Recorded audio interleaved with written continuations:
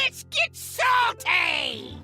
Everyone, Zeddy here again today with a brand new video, and today we're going to take a deep dive into the latest mechanic added to Hearthstone, the Taurus keyword, where we got our boy Buttons here. Every class got one, and I want to go through, like we usually do, how's the mechanic been a success or a failure? Is it another, joust? Although joust wasn't really a keyword, it was a mechanic, or, like overkill, which was terrible. Or is it, doing really well? We're gonna go through each tourist card, how they're all doing. Are they overperforming, underperforming, what it's offered to the game? And I would love to hear your guys' takes in the comments down below, how you've been feeling about the mechanic and all that good stuff. And if you enjoy the content on the channel, feel like I've earned your subscription, please hit that sub button down below as we're on the road to 85,000 subscribers. So if you don't know what the tourist mechanic is, you see Buttons here, you see how he's the shaman tourist.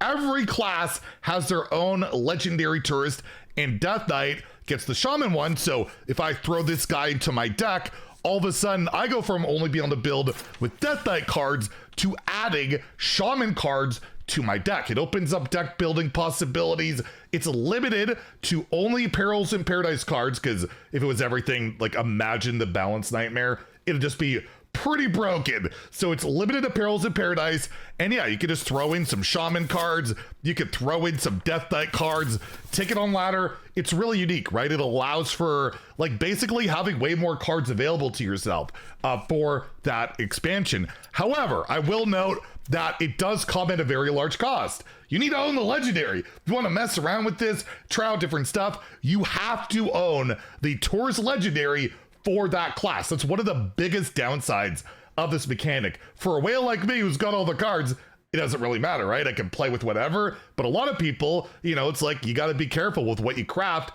So it's very limiting. Unlike if you take a look at like dual class cards, let's say example, Raise Dead or something like that. That was a Warlock Priest card. You could just throw it in your deck and try it out, right? Busted card, obviously, but there are things that this opens up that normally wouldn't be opened up with dual class cards. In particular, everybody's favorite card, Concierge. All of a sudden, it says your cards from another class cost one less, where a dual class card wouldn't get discounted by this. However, with this system, with the tourist, when I'm playing Death Knight, I can discount my shaman cards. Or, when I'm playing Druid, discount my potions, or drinks from Mage, and just, probably get this card nerfed anyways. But yeah, it's kind of opens things up in a different way. So it's not purely just dual class. It has some other benefits, which is really cool. Now that we kind of understand what's going on, by the way, you can also not double dip. So like the Shaman Tourist Legendary, which is the Demon Hunter Tourist, you can't add to the deck. So you can't like just go hopping through classes. That would have been probably pretty busted too. Now we'll take a look at just like how each tourist is performing. And so far, take a look at Buttons. He's like right on the fringe. It's like the deck win rate for like the decks he's in, like 50-ish%. It's just the better Death Knight decks just don't run him. Himself as a card, his played win rate is okay. Drawn win rate kind of takes the deck down a little bit. So he seems to be underperforming. And the funny thing is about the tourist mechanic, it's not necessarily about the tourist itself that's going to elevate the deck. It's the cards that you could put into your deck. Like, we'll go into example of one of the best ones out there. Isn't really a big powerhouse in the deck, but overall for Death Knight, Buttons hasn't been a huge factor yet. But it is also important to note that with like any buffs in the future, or just like the mini set cards that'll come out for Perils of Paradise, or just future expansions that might create additional synergies, it can only really get better. Like these cards can only really improve, and you can like buff Buttons. Let's say give them extra health or make them 4 mana. I will note, if you compare them to like the old pirate in WoW that would like draw a spell for each spell school you played, it's almost kind of comparable. Or like Magatha, where Magatha is almost just better than Buttons a lot of the time. That yeah, at 5, he doesn't feel amazing, but overall, it's really close, and it'll be interesting to see if Death Knight does eventually evolve to play him more regularly. Next, we have Aranna, Thrill Seeker, another interesting one. She has the ability where The damage your hero takes on your turn is redirected to a random enemy. She allows you to play priest cards at Demon Hunter, which you would think is very good because priest is like healing and controlling. Of course, they got very aggressive cards this set, and what's crazy about her, she is, I think, pretty much, outside of maybe Cookie, the only playable tourist in Wild. She's very good getting you just the 1 mana pirate. Just that 1 mana 2/4 is so insane. I underrated that card way too much.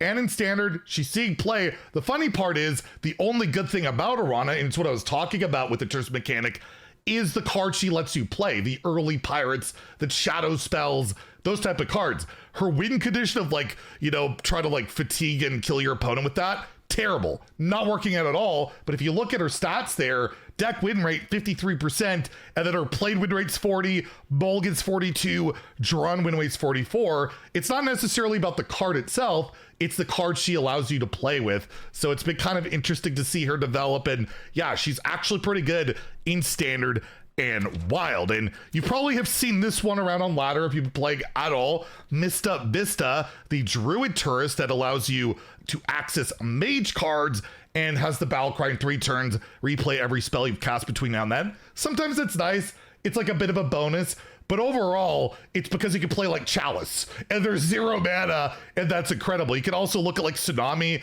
in like a bigger ramp deck, but overall, with the Zilliaxes of the world, Tsunami not really taking off a ton, but you can get some extra swipes, or like the new 7 mana spell as well. Do a lot of good stuff with spells, and again, you don't need too many mage cards, but it's doing great. The deck win rate that it's involved in, like 53.8%. His play win rate's actually pretty high. His mulligan win rate's pretty bad, and his drawn win rate is solid too. So again, another tourist that is succeeding, but we're going to one that is not doing so hot. So we have Ranger Gilly, which was pretty much, everyone thought this was going to be bad before it came out. I'll try to be optimistic. I gave it a 4. I still think it probably will end up being a 4 because again, it's about the mechanic itself. Accessing warrior cards. His mechanic sucks, right? He's a 6 mana 4/6, adds this croc in your hand that does absolutely nothing, and then Death Rally, give all minions to your hand +2 and 3, which is fine, but for 6 mana on a delayed effect is really slow. The bigger problem, ironically, for this card is the warrior cards. Most of the warrior cards aren't very good, right? Like Cup of Muscle, you're not doing a lot with. Food Fight is bad. Line Cook is bad. All You Can Eat is a great card, which they have tried to use, but there's just not enough, right? Char's not a good card. Undercooked Calamari is slightly undercooked. You can't play Hamm Rye Cleaver, one of the worst performing cards of the set. Tune in tomorrow. We're going to be going over the worst cards so far. What should get buffed, probably. I'm going to probably rename it, instead of what were they thinking, into buff these cards, because a lot of them end up getting buffed. And Draconic Delicacy, really insane arena card. It's 8 mana. Like, unless you're cheesing it out like a monstrosity, they just don't have cards to play, right? So you can look at Gilly all day long and say the card mechanically isn't great. It's the fact that the cards it allows you to play in Warrior aren't doing well enough, and as a result, yeah, the numbers are terrible. His deck win rate's like 40%. His played win rate is worse than that. Mulligan win rate, all that stuff. He might show up in tomorrow's video. I haven't made it yet, but he might be on the worst cards. Maybe, yeah, maybe you buff Gilly, but the thing is, you could buff this card. You can make it 5 mana. You can increase the stats it gives. Maybe the Croc, it's Rush or Taunt, something.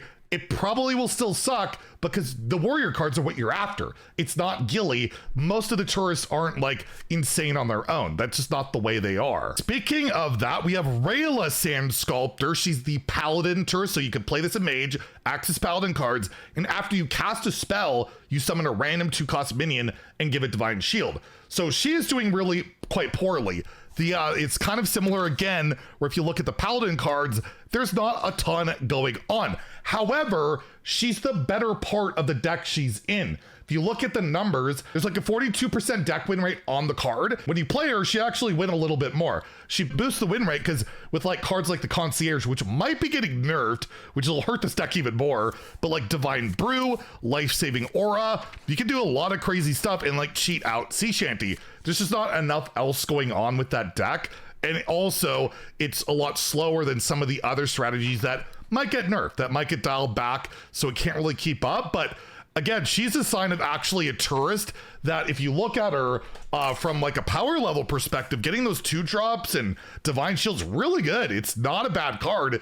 It's more the support around it. So again, it's funny to see the different cases for each one, but I don't want to call her a bad card. I don't think she is. There's just not really enough support there for it yet. But again, through buffs and new cards, that can always change. One that is like a win condition in itself is Sunsapper Lynessa, the Paladin Tourist, which allows you to play rogue cards and your spell that costs 2 or less cast twice. And the idea was like you could OTK with like glow sticks and no manager, and that'd be really good. But again, the support really isn't there for it. And in particular, the rogue set really doesn't cater to paladin gameplay like Knick Knack Shack. You don't have a lot of cheap cards to cycle through and draw. There's like pirates and weapons and some interesting, like conniving con man, kind of frustrating. I didn't realize how frustrating this card would be, where it says replay the last card you played from another class, so you can't like I thought because it's a rogue card you'd be able to play recast like a paladin card. That could be pretty good, but you can't, so it's kind of weird. And then their legendaries are very expensive, and it just doesn't really work in that paladin game plan. So it's another tourist where card could actually be absolutely incredible. It's just there's not enough to make it work. That's the main thing. But if it does, then she could be a powerhouse. She could give like so much mana with coins and damage. She could do incredible stuff. So it's another one that's underperforming. If you look at her numbers, 41% deck win rate, but look at that played win rate, 52%. She's not a bad card. It's that deck isn't good. And if that deck gets to be good, then it probably gets nerfed because it's not interactive and stuff, but it's an interesting one. So another, just a different example of how the tourist mechanic has panned out. Voljin, doing pretty well. Like Chillin Voljin is a really good card. It's just a good card on its own, where it's the hunter tourist, so you can access hunter cards, but as Battlecry, choose 2 minions, swap their stats.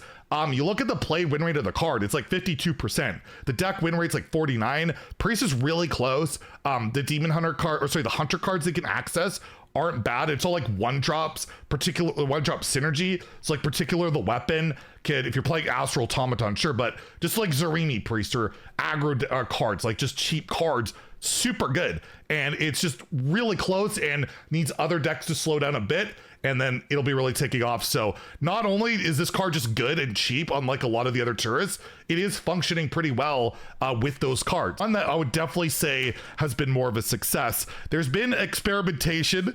I really like this card. I think the flavor is great on it. The Rogue one, which allows you to play Warlock cards, where Battlecry, you discover a hero card from the past, and then you can become a different hero. She's really bad in the deck she's in. She's really performing terribly in the deck she's in. Overall deck win rate, 42%. She's been in good decks like Excavate Rogue, but she's always the worst part, and it shows in her numbers. Played win rate like 37%, drawn win rate 39%. Probably a candidate to get buffed if we're looking. Like, it's just a really quite awful card. And again, accessing those Warlock cards, there's not a ton of great options. The main card Warlock has been playing is Party Fiend, literally usually just this card because it's so freaking good, and there's not a lot of other great synergies going on.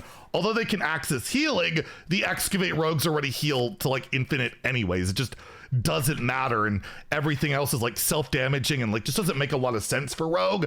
So overall, yeah, that one has been one of the worst ones going so far. By far the best tourist though, this guy sees play in standard, he sees play in wild, he's like just playing whatever it seems. He's so good because the Demon Hunter cards are so good with the pirates. But yeah, Cookie allows you to play Demon Hunter cards, and after a friendly minion dies, summon a random minion that costs 1 more. That could be game winning sometimes, where you play like the Sigil on 2, play Cookie, you could just scam and like he gets protected behind a random taunt. Good luck dealing with it a lot of the time.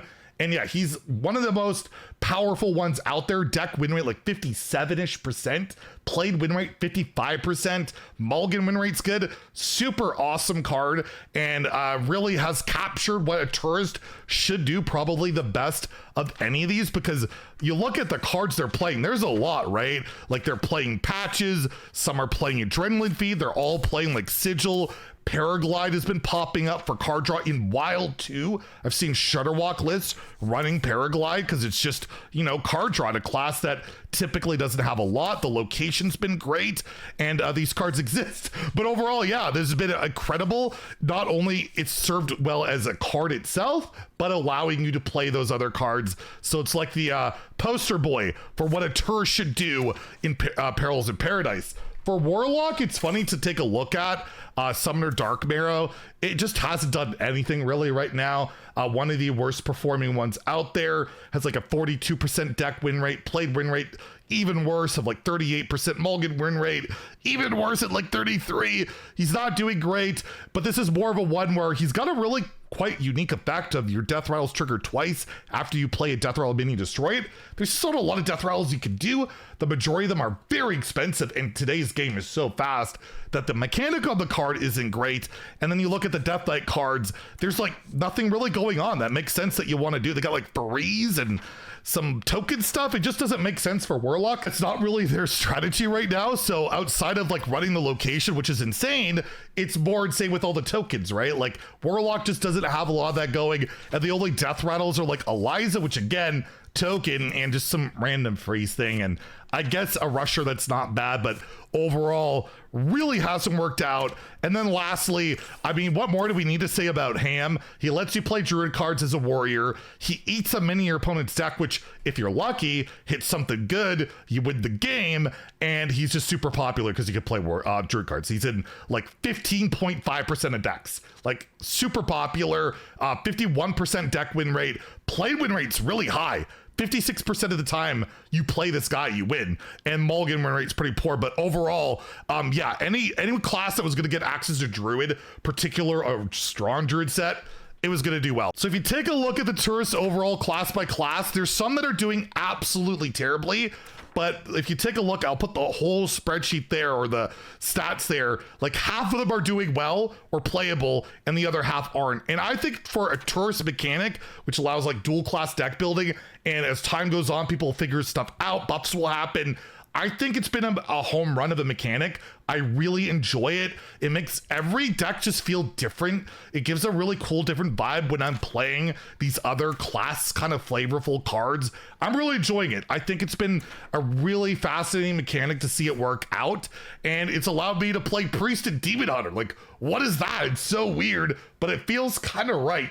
I'll just say the main downsides I've seen, if the classes cards you're accessing suck, yeah, the tourist not going to feel great. And also having to own a legendary to play with those other class cards really does suck for players that can't access it so easily. And I don't know how they could have got around it. Maybe put it to a rare or an epic, but you know, they want to sell their packs and stuff like that. So anyways, hopefully you guys enjoyed that. I've been enjoying the tourist keyword, the mechanic. Let me know how you guys are feeling about it in the comments down below. If you enjoyed the video, please like and subscribe. Have a great day and stay salty, my friends.